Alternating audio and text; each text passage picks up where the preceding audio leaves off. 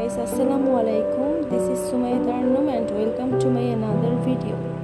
আপনাদের জন্য অপেক্ষা করছে একটি সুস্বাদু রান্নার রেসিপি। ভালো লাগলে সাবস্ক্রাইব করে পাশে থাকবেন। বেল বাটনটি প্রেস করবেন যাতে পরবর্তী ভিডিও আপনাদের কাছে নোটিফিকেশন যায়। আজ আমি আপনাদেরকে একটি দেশি মুরগি রান্নার রেসিপি দেখাবো। শাশুড়ি আম্মা গ্রাম থেকে আমাদের জন্য ভালোবেসে এই মোরগটি নিয়ে এসেছেন, তার নিজ হাতে পালা। তাই আপনাদের সাথে শেয়ার করতে যাচ্ছি এভাবে আমি রান্না করে থাকি। তুমি 1 কাপ সরিষার তেল দিয়ে দিব। কিছুক্ষণ নেড়েচেড়ে তেলটা গরম করে নিব। তেলের মধ্যে আমি গরম মশলাগুলো দিয়ে দিলাম। 2টা তেজপাতা, পেঁয়াজ কুচি দিয়ে দিলাম 1 কাপের মতো।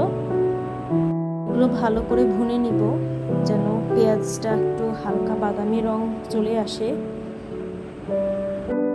তো ভালো করে আমি নেড়েচেড়ে পেঁয়াজটাকে বাদামি রং করে ভেজে নিব। এর মধ্যে যেহেতু দেশি মোরগ তাই রসুন কুচি দিয়েছি, আপনারা চাইলে বাটা রসুনও দিতে পারেন। ভালো করে নেড়েচেড়ে এর মধ্যে আমি 1.5 চা চামচ আদা বাটা দিয়ে দিলাম। আদা বাটা রসুনের সাথে ভালো করে ভেজে নিতে হবে। এর মধ্যে আমি লবণ দিয়ে দিলাম 1 চা চামচ, 1 চা চামচ ধনিয়ার গুঁড়ো দিয়ে দিলাম। ভালো করে নেড়েচেড়ে কষাবো। আমি এখানে বাটা জিরা ব্যবহার করেছি, 1.5 চামচ বাটা জিরা দিয়ে দিলাম। এবার একটু পানি দিয়ে ভালো করে কষিয়ে নিব। যেহেতু দেশি মোরগ যত কষাবেন তত মজা। এবার আমি হলুদের গুঁড়ো দিয়ে দিলাম 1.5 চা চামচ। যেহেতু বড় মোরগ তাই একটু হলুদের গুঁড়োটা বেশি দিতে হবে। এবার দিয়ে দেব 3 টেবিল চামচ লাল মরিচের গুঁড়া। আমরা যেহেতু একটু ঝাল বেশি পছন্দ করি তাই লাল মরিচের গুঁড়ো একটু বেশিই দিয়েছি, আপনারা আপনাদের স্বাদ মতো দিবেন। এবার পানি দিয়ে ভালো করে কষিয়ে নিচ্ছি। তেল ভেসে ওঠার আগ পর্যন্ত ভালো করে কষিয়ে নিতে হবে। কষানো হয়ে গেলে আমি এর মধ্যে কেটে ধুয়ে পরিষ্কার করে রাখা মুরগির মাংসটা দিয়ে দিচ্ছি।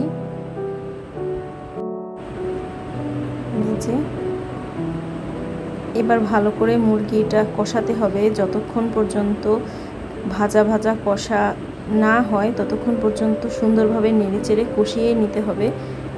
যেহেতু দেশি মোরগ যত কষাবেন তত ভালো লাগবে, না কষালে একদমই খেতে মজা লাগবে না।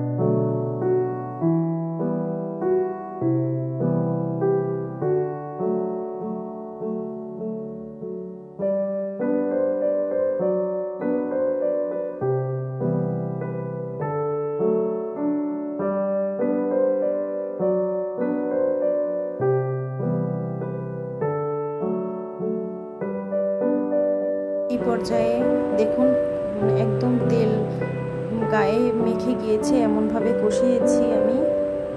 আবার মনে হচ্ছে না আর বেশি কষানোর প্রয়োজন আছে। এর মধ্যে আমি আরেকটু পানি দিয়ে আবারও কষাচ্ছি। যেহেতু দেশি মোরগ সেদ্ধ হতে একটু সময় লাগে তাই বারবার কষিয়ে নিব।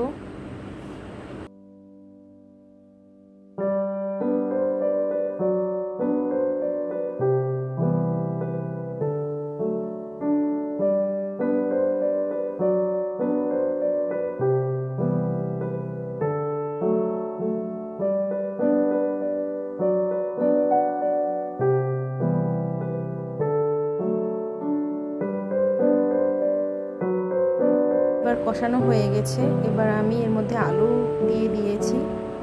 আমরা একটু আলু পছন্দ করি মুরগির মাংসের ভিতরে, দেশি মুরগির ভিতরে, তো সবাই আলুটা খেতে পছন্দ করে, তাই আলু দিয়ে দিলাম। আপনারা চাইলে স্কিপও করতে পারেন, তবে আলু দিলে সবচেয়ে বেশি মজা লাগে খেতে।